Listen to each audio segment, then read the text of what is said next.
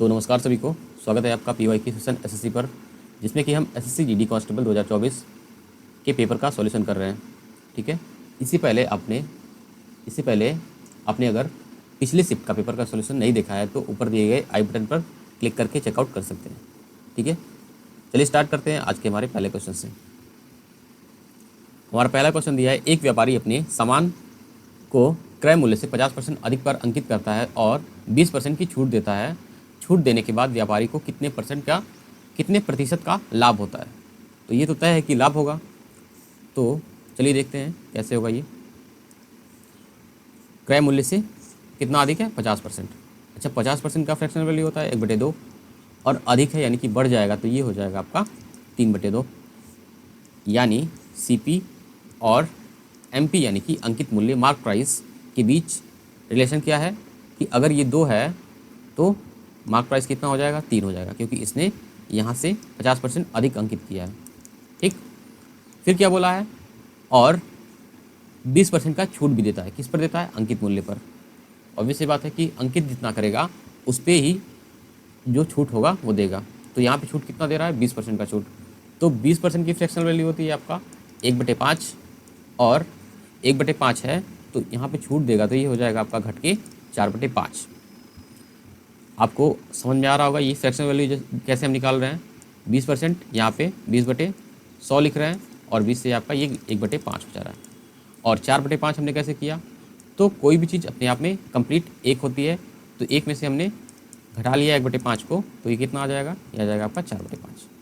ठीक है, तो यहाँ पे अगर हम एमपी में से अंकित मूल्य में से 20% की छूट देते हैं तो ये कितना हो जाएगा 4/5। तो यहाँ से 4/5 और 5 को इधर हम भेज दें तो ये हो जाएगा 5 दूना के 10 और ये हो जाएगा 4 3 12। तो 12 10 से कितना ज़्यादा है, 2 ज़्यादा है। कितने पर, 10 पर। कोई भी लाभ या हानि प्रतिशत हम काउंट करते हैं तो क्रय मूल्य पे काउंट करते हैं, यानी 10 हमने लिखा यानी क्रय मूल्य पे हमने काउंट कर रहे हैं यहाँ पे। ये गुणे 100, क्योंकि हमको प्रतिशत निकालना है। 0 से 0 कटा और ये 2 से 10 का मल्टीप्लाई कितना हो जाएगा, 20%। अब ये तो रहा बेसिक इसका। चलिए इसके शॉर्ट ट्रिक पे देखते हैं क्या आता है।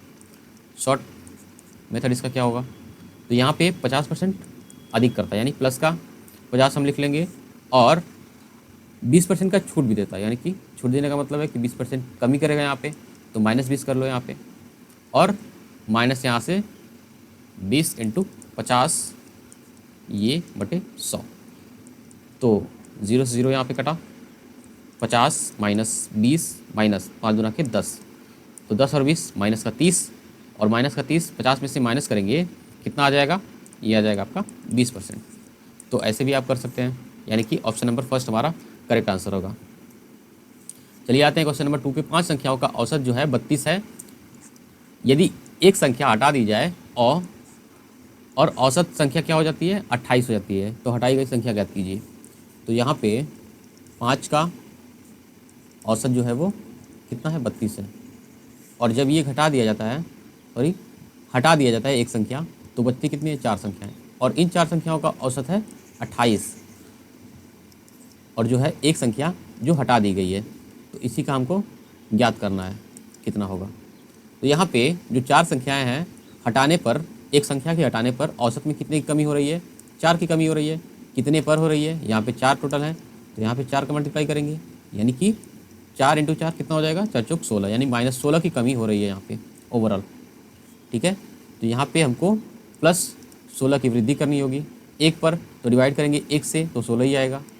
तो यहाँ पे जो हमारा एवरेज था, मेन एवरेज 32, तो 32 में अगर हम ऐड कर देंगे तो ये कितना आ जाएगा, 48, यानी कि जो संख्या हटाई गई है उसका मान कितना है, उसका मान है 48, यानी कि ऑप्शन नंबर फर्स्ट हमारा करेक्ट आंसर होगा। क्वेश्चन नंबर 3 क्या कहता है, 32 से पहले की सभी अभाज्य संख्याओं का औसत कितना होगा। अभाज्य संख्याएं क्या होती हैं, प्राइम नंबर जिसमें कि फैक्टर होते हैं 2, या तो 1 या इटसेल्फ, वो खुद वो संख्या। ठीक है, इटसेल्फ खुद वो नंबर।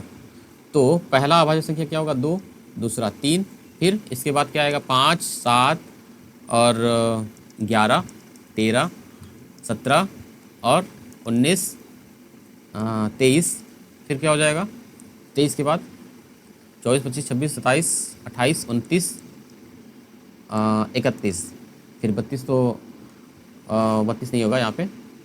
चलिए इसको हम ऐड कर लेते हैं क्योंकि हमको इसका औसत निकालना है। टोटल संख्याएं कितनी है? 1, 2, 3, 4, 5, 6, 7, 8, 9, 10, 11। 11 संख्याएँ हैं, यानी कि हमको 11 से डिवाइड करना होगा। जितनी भी संख्या है इनका सम करके 3, 2, 5, 5, 10, 10, 7, 17, 17, 10, 27, 1, 28, 28, 10, 28, 10, 38, 38, 3, 41, 41, 10, 41, 10 कितना हो जाएगा? 41, 10, 51, 7, 58, 58, 58, 20 जोड़ेंगे तो कितना हो जाएगा? 78, 78 में एक कम, यानी कि 77, 77, 77, 3, 80, 80 और 20, 100, 100 हो जाएगा। और 100 और ये 60, 160, यानी कि टोटल संख्या जो है हमारी 160। और 11 को हम 11 से हम इसको क्या करेंगे? डिवाइड कर देंगे। डिवाइड करने में कितना आएगा? 11 से जाएगा आपका एक बार में, यहाँ 5 बचेगा, यहाँ 0, 11 चौक 44, यहाँ पे 6 बचेगा आपका। फिर पॉइंट लगा देंगे क्योंकि 6 जो है वो छोटा हो जाएगा, तो 6 कितना हो जाएगा? 60 हो जाएगा। 11 5 55, ठीक है, 5 बचेगा, 5 बचेगा, फिर 50 हो जाएगा। 11 चौक 44, यानी कि 2 अंकों तक हम लिख सकते हैं। ऑप्शंस में 2 अंकों तक दिया गया, यानी कि 14.54% हमारा इन अभाज्य संख्याओं का औसत होगा। क्वेश्चन नंबर 4 दिया है, 3 नोटबुक और 6 पेन का मूल्य 3000 रुपये है। उतने ही पैसे से एक व्यक्ति का एक नोटबुक और 12 पेन खरीद सकता है। यदि राजू 15 पेन खरीदना चाहता है तो उसे कितना भुगतान करना चाहिए? तो 3 नोटबुक प्लस में 6 पेन कितना लगता है? 3000 रुपये। और वहीं अगर हम बात करें उतने ही पैसों में, कितने पैसों में? इन्हीं 3000 रुपये में क्या करता है? एक नोटबुक लेता है और 12 पेन भी लेता है, ठीक है।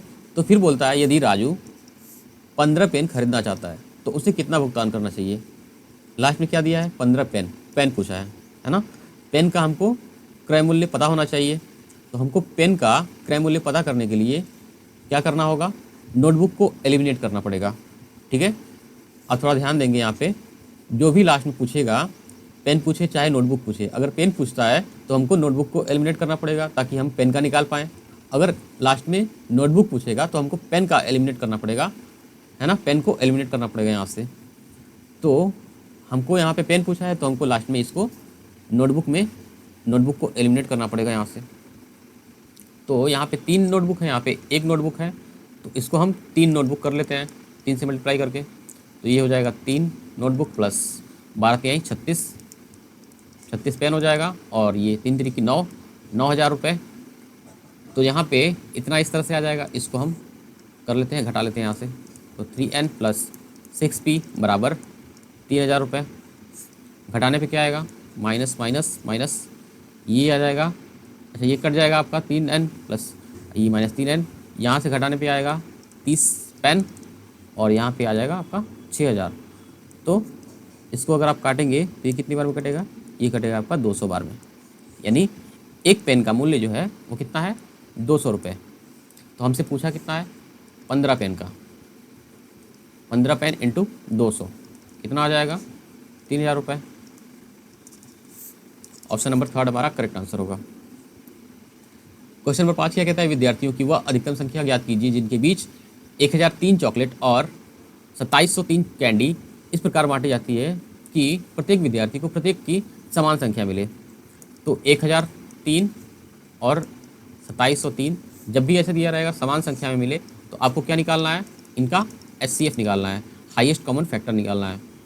तो यहाँ से या तो HCF निकालें आप, थोड़ा सा टाइम ज़्यादा लगेगा, तो आप क्या कर सकते हैं कि इन ऑप्शंस को ही ऑप्शन से ही इनको डिवाइड करके देख सकते हैं, चेक कर सकते हैं। तो अगर हम 33 से डिवाइड करना चाहें तो 33 का मतलब क्या? 3 इंटू 11। 3 से अगर आप डिवाइड करेंगे, चलिए 11 से डिवाइड कर लेते हैं हम इसको। 11 से अगर डिवाइड करेंगे तो 11 9 99, यहाँ 1 बचेगा, यहाँ 3 यानी 13 आ गया। तो 13 तो 11 से कटेगा नहीं, यानी कि हमारा ये ऑप्शन तो कट गया। अब आते हैं तीसरे ऑप्शन पे 19 से। 19 बचे 95, यहाँ पे 5 बचेगा, यहाँ पे 3 बचेगा। 19 से 53 कटता नहीं है, तो 19 भी नहीं होगा हमारा ऑप्शन। अब आते हैं 29 पे। 29 पे आते हैं। 29 से अगर हम देखें तो 29 यहाँ होता है 87, यानी कि यहाँ पे बचेगा 13, और यहाँ पे बचेगा 3। और 29 से अगर आप डिवाइड करना चाहें 133, तो यहाँ पे 133 नहीं कटेगा। ठीक है, तो आप सोच रहे होंगे कि मैं इसी को चेक कर रहा हूँ। अगर इससे चेक हो जाएगा, इससे अगर आपका डिवाइड होगा, फिर हम इस अगले संख्या पे पहुँचेंगे। ठीक है, डिवाइड करने के लिए जब यही नहीं कट रहा है तो फिर इसको क्यों डिवाइड करेंगे हम। तब हम चेक करेंगे पहले ऑप्शन को। ये भी कट गया तो हम पहले ऑप्शन चेक करते हैं 17 से। 17 5 85, यहाँ 15 बचेगा, यहाँ 3, यानी कि 153। अच्छा, 153 17 से डिवाइड होता है, 17 9 153 तो हो जाएगा।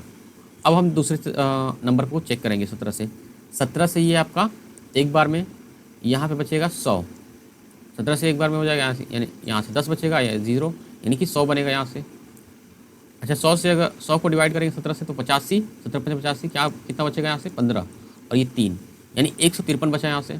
और 153 17 से डिवाइड होता है, यानी कि हमारा करेक्ट आंसर जो होगा हमारा 17 होगा, यानी HCF हमारा क्या होगा 17 होगा। क्वेश्चन नंबर 6 क्या कहती है, 384 मीटर लंबी एक रेलगाड़ी एक बिजली के खंभे को 12 सेकंड में पार करती है और विपरीत दिशा में यात्रा कर रही समान लंबाई की दूसरी रेलगाड़ी को 12 सेकंड में पार करती है। दूसरी रेलगाड़ी की चाल कितनी है।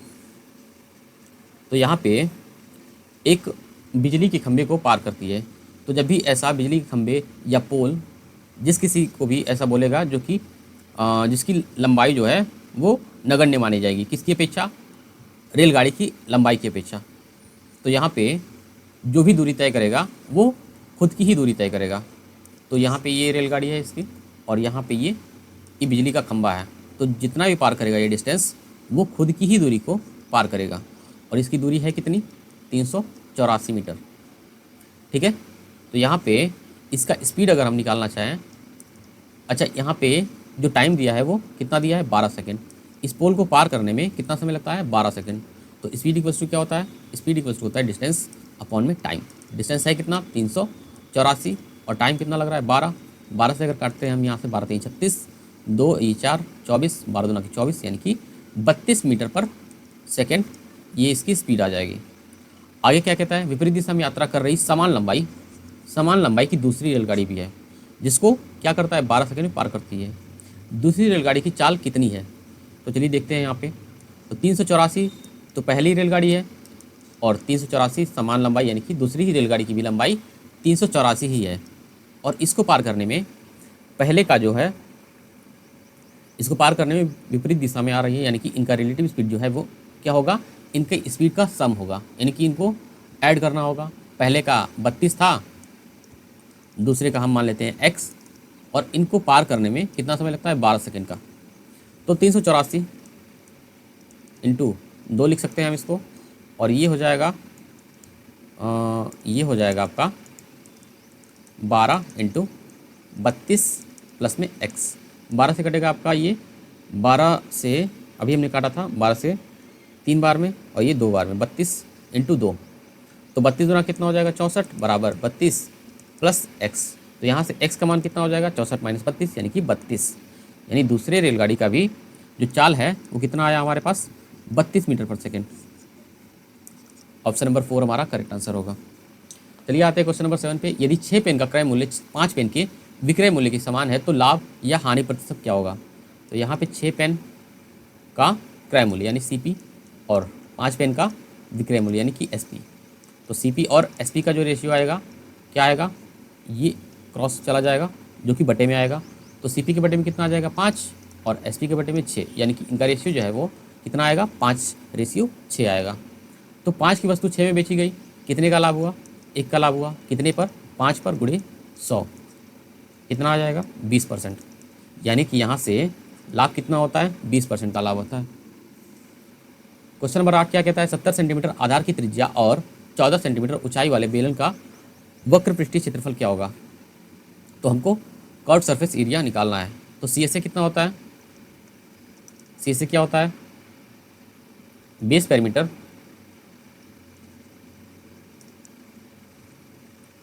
Into height. ठीक है, बेस पेरीमीटर इंटू हाइट। अगर इसको हिंदी में लिखना चाहें तो वक्र पृष्ठीय क्षेत्रफल बराबर आधार का परिमाप गुणे ऊंचाई, ऐसे आप लिख सकते हैं। तो यहाँ पे बेस पेरीमीटर क्या हो जाएगा 2 पाई 2πr यानी कि 2 पाई का मान 22/7, आर कितना है हमारे पास 70 और हाइट कितना है 14 सेंटीमीटर। तो 7 से काटेंगे तो 10 बार में, और ये 22 दूना 44, 44 गुणे 140। अगर आप इसको मल्टीप्लाई करें 14 चौक 56, जीरो लगा लें पहले आप, 14 चौक 56 के 6 5, 14 चौक 56 5 61, यानी कि 6160 सेंटीमीटर स्क्वायर क्या आ जाएगा हमारा बेलन का वक्रपृष्ठीय क्षेत्रफल। क्वेश्चन नंबर 9 क्या कहता है, एक मेज का विक्रय मूल्य 6875 रुपये है, यदि लाभ प्रतिशत 25% है तो मेज का क्रय मूल्य कितना होगा। तो यहाँ पे इतना विक्रय मूल्य है और लाभ कितना होता है 25% का। अच्छा 25% का फ्रैक्शनल वैल्यू कितना हो जाएगा 1/4, और ये लाभ हो रहा है तो ये बढ़ के कितना हो जाएगा 5/4। तो 4 क्या है हमारा CP है और 5 हमारा SP है, और SP हमारा दिया है 6875, यानी कि रेशियो में 5 है और रुपए में 6875। तो 5 की वैल्यू 6875, तो हमको 4 की वैल्यू निकालनी है, 2 गुणे 4 कर देंगे। तो 5 से कटेगा आपका 13 पंजे 65, यहाँ से 3 बचेगा, यहाँ से 7 यानी 37। तो 5 से आपका 7 बार में 2 बचेगा, ये 5 25, 5 पचे 25, मल्टीप्लाई करेंगे तो कितना आ जाएगा 13 चौक 52, 5200 प्लस 75 इंटू 4 कितना होगा 75 दूना 150, 150 दूना 300, ऐड करेंगे कितना आ जाएगा, ये आ जाएगा आपका 5500 रुपये। ठीक है, तो ऑप्शन नंबर 4 हमारा करेक्ट आंसर होगा। क्वेश्चन नंबर 10 पे आते हैं, किसी धनराशि पर 5 वर्षों के लिए प्राप्त साधारण ब्याज उस धनराशि का 2/5 हो जाता है, 2/5 है, वार्षिक ब्याज दर क्या है। तो यहाँ पे SI जो है प्रिंसिपल का 2/5 हो जाता है, साधारण ब्याज उस धनराशि का 2/5 हो जाता है। तो साधारण ब्याज और प्रिंसिपल यानी कि धनराशि के बीच संबंध क्या होगा, रेशियो का अनुपात क्या होगा यहाँ पे, ये 5 ऊपर चला जाएगा। अच्छा 5 ऊपर क्यों भेजना है, नीचे ही भेजना है ना, 2 को नीचे ले आएंगे तो 2, और यहाँ पे प्रिंसिपल जो है आपका 5 आ जाएगा, यानी कि ये इन दोनों के बीच रिलेशन आएगा। तो हमको दर ज्ञात करना है। अच्छा दर ज्ञात करने के लिए साधारण ब्याज का सूत्र क्या होता है, फॉर्मूला क्या होता है, P into R into T/100 बराबर SI सिंपल इंटरेस्ट। तो P क्या है हमारे पास 5, R हमको ज्ञात करना है तो R लिख लेते हैं, T क्या है 5 वर्ष बटे 100 बराबर SI कितना है 2 है, 5 पचे 25 से 4 बार में 100 कटेगा, और R कितना आ जाएगा 4 गुणे 2 यानी कि 8%। 11 नंबर क्वेश्चन पे आते हैं, स्क्वायर करना है हमको इन दोनों का, देखते हैं कि कैसे होगा यहाँ पे। चलिए देखते हैं यहाँ पे। तो 0.1 को हम क्या लिख सकते हैं 1/10, और इसका स्क्वायर करना है हमको तो 1/10 से फिर से मल्टीप्लाई कर देंगे तो 1 ये 100 आ जाएगा। तो 100 यानी कि 2 0 यहाँ पे, तो दशमलव जो लगेगा यानी डेसिमल जो लगेगा वो पॉइंट के बाद 2 प्लेस पे लगेगा। ठीक है, नंबर के 2 प्लेस पे लगेगा यहाँ पे। तो यहाँ से कितना आ जाएगा हमारा 0.01 आएगा हमारा यहाँ से 0.01। ठीक उसी प्रकार दूसरे में कितना आएगा, ये 2 प्लेस पे है तो स्क्वायर करने पे ये आएगा आपका 4 प्लेस पे 0.0001। ऐड कर लेते हैं यहाँ पे हम 0.01 1010 0.0 यानी कि 0.0101 ऐसे आएगा। ऑप्शन नंबर फर्स्ट हमारा करेक्ट आंसर होगा। यदि x का 45% बराबर y का 15% के बराबर है तो x रेशियो y क्या होगा। चलिए इसको रेशियो में ही कर लेते हैं। रेशियो से रेशियो कटा 15 से आपका 3 बार में, ठीक है। तो x रेशियो y कितना आ जाएगा, 3 नीचे चला आएगा और ये 1 यहाँ पे, तो रेशियो कितना आया 1:3। यदि 72 जल्दसाज 720 पुस्तकों को जल्दबाजी 22 दिनों में कर सकते हैं तो 12 दिनों में 660 पुस्तकों की जल्दबाजी करने के लिए कितने जल्दबाजों की आवश्यकता होगी। ठीक है, तो यहाँ पे क्या कर सकते हैं कि MDH वाला फॉर्मूला लगा सकते हैं, MDH M1D1H1 अपॉन वर्क कितना है, ठीक है, M2D2H2 अपॉन वर्क 2। अच्छा इसमें 72 जल्दबाज है यानी कि 72 मैन है 22 दिनों में, तो 22 और वर्क कितना करना है, 720 पुस्तकों पे वर्क करना है, तो यहाँ पे नीचे 720 लिख लेंगे। ठीक उसी प्रकार दूसरे में क्या दिया है, 12 दिनों में 660 पुस्तकों की जल्दबंदी करने के लिए कितने जल्दसाजों की आवश्यकता होगी। तो यहाँ पे हम लिख लेते हैं जल्दसाजों को एक्स लिख लेते हैं, और कितने दिन लग रहे हैं, 12 दिन। पुस्तकें कितनी है, 660। चलिए यहाँ से काट लेते हैं, 72 से आपका 10 बार में जाएगा, और 12 से आपका 12 पंजे 60, 12 पंजे 60, 55, 5 से अगर काटे 2 बार में, 5 से आपका 11 बार में, 2 से ये 11 बार में कटेगा, तो एक्स बराबर कितना आ जाएगा, 11 इंटू 11, यानी कि 11 का स्क्वायर कितना होता है, 121। यानी कि कितने जल्दसाजों की आवश्यकता होगी, 121 जल्दसाजों की आवश्यकता होगी। एक वस्तु का अंकित मूल्य उसके क्रय मूल्य से 60% अधिक है, यदि उस वस्तु पर 20% की छूट दी जाती है तो लाभ प्रतिशत कितना होगा। ठीक पहले क्वेश्चन जैसा है यहाँ पे, तो 60% प्लस नहीं माइनस, क्योंकि छूट दी जा रही है ना, और यहाँ पे माइनस 60 इंटू 20 कितना हो जाएगा, 1200 बटे 100, 100 से 100 कटेगा यहाँ से, 60 माइनस 12 और 20 कितना हो जाएगा, 32, ये कितना आ जाएगा, 28, यानी 28% की लाभ होगी। किसी संख्या का 20% का 25% 250 के बराबर है, तो उस संख्या का 35% कितना होगा। तो पी मान लेते हैं वो संख्या 20%, 1/5, फिर 25% यानी 1/4, और इस प्रकार कितना आता है, 250। तो पी बराबर कितना हो जाएगा, 250 गुणे 4 पंजे 20, 25 गुना 50, और ये 00 यानी 5000 रुपये, 5000 आएगा यहाँ से, और इसका हमको क्या निकालना है, 35%। तो 00 से 00 कटा, यहाँ से 35 पंजे कितना हो जाएगा, 35 दुना 70, 70 का डबल 140, 140 से 35 जोड़ दें हम, तो ये हो जाएगा आपका 175 पे 0, यानी कि 1750 रुपये हो गए यहाँ से। 9000 रुपये 80% की वार्षिक दर से चक्रवृद्धि ब्याज पर उधार दिए जाते हैं। किस प्रकार उधार दिए जाते हैं, अर्धवार्षिक रूप से। 12 महीनों का चक्रवृद्धि ब्याज कितना होगा।